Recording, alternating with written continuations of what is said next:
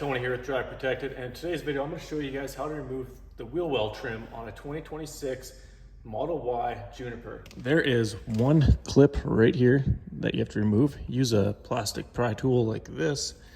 This black one I got here, or if you have one of these guys you can use this, or a flat screwdriver if you have to.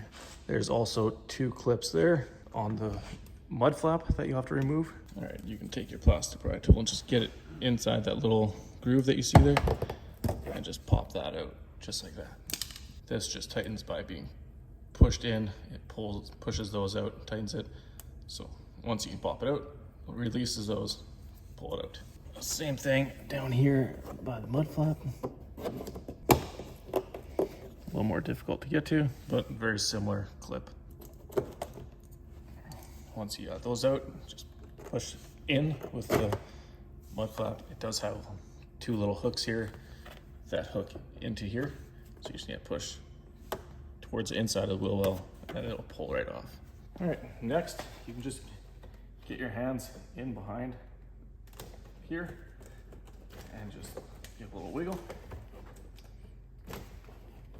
around.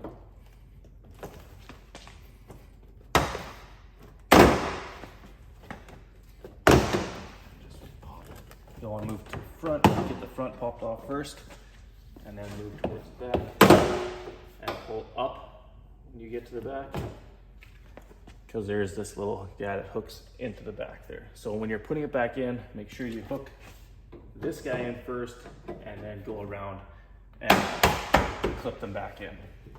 But as soon as we're wrapping this car, we're going to leave it off. All right, and for the rear wheel trim there, we're just going to go ahead and put 3 fingers right here, thumb here, pull. This one's got no clips on, like no clips that you need to remove.